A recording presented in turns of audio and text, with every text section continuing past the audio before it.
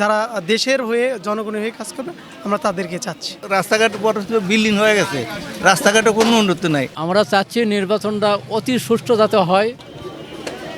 সার দামে বেশি আছে, সে দামগুলো যেন কম হয়, দুর্নীতি যেন কমাইতে পারে। উত্তরবঙ্গের রাজনৈতিক মানচিত্রে বগুড়া বরাবরই একটি গুরুত্বপূর্ণ জেলা।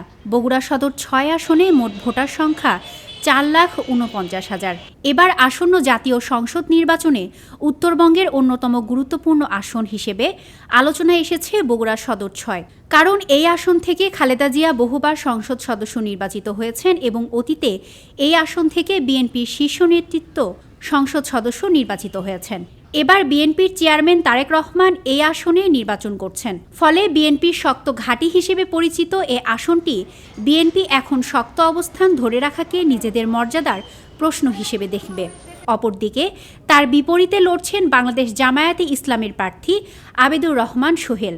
এরশাদের শাসনামলে বিএনপি নির্বাচনে অংশ না নেওয়ায় ১৯৮৬ সালে জামায়াতের প্রার্থী বিজয় লাভ করে। অতীতে জামায়াতে ইসলামী সরাসরি বিজয় অর্জন না করলেও উল্লেখযোগ্য সংখ্যক ভোট পেয়েছে এবং অনেক সময় নির্বাচনের ফলাফলে প্রভাব ফেলেছে। তাই এবারের নির্বাচনে দলটি এই আসনে নিজেদের অবস্থান দৃশ্যমান করতে আগ্রহী হবে। ফলে এই আসনটি ঘিরে এবারও রাজনৈতিক উত্তাপ বাড়ছে জনগণের প্রত্যাশা। দর্শক, চায়ের আড্ডায় কেমন হয় রাজনৈতিক আলোচনা, কেমন তারা প্রার্থী চাচ্ছেন এবার সেটাই জানবো। আমি আসলে জানতে চাচ্ছি এবারের নির্বাচনটা আপনারা কেমন চাচ্ছেন, কেমন প্রার্থী চাচ্ছেন? আমরা চাচ্ছি নির্বাচনটা অতি সুষ্ঠু যাতে হয়, প্রার্থী যাতে ভালো হয়, যা আমরা যাকে ভালো পাবো ইনশাল্লাহ আমরা চেষ্টা করবো সর্বত্র তাকে, তবে কেন্দ্রে যা সুষ্ঠুভাবে সঠিকভাবে ভোট দিতে পারি এটাই আমাদের হচ্ছে কামনা আর কি। আপনি একটু বলতেন যে আমাদের বগুড়ায় আসলে কি কি উন্নয়ন দরকার যেগুলো হয়নি? আমাদের বগুড়া বিশেষ করে রাস্তাঘাটের বেশি উন্নয়নের দরকার।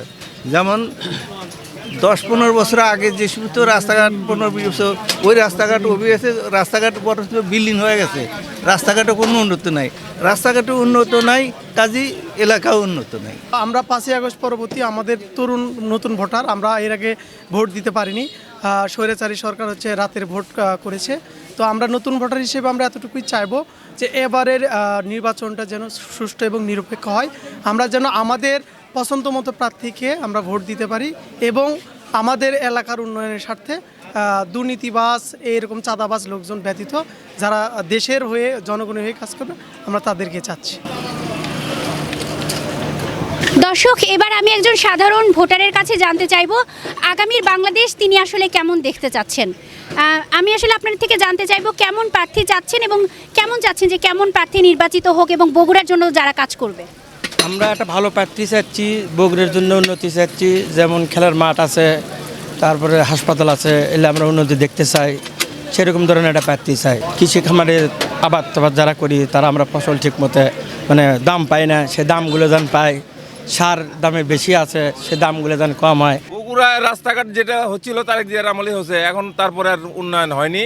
আমাদের বগুড়াতে বর্তমান 2টা হাসপাতাল আছে, আমরা পরিষ্কার পরিচ্ছন্নতা তেমন দেখতে পাই না, কিন্তু রোগীরাও পর্যাপ্ত চিকিৎসা পরিমাণ পায় না, ওষুধপাতি তেমন পায় না, এটার অবশ্য দেখা দরকার।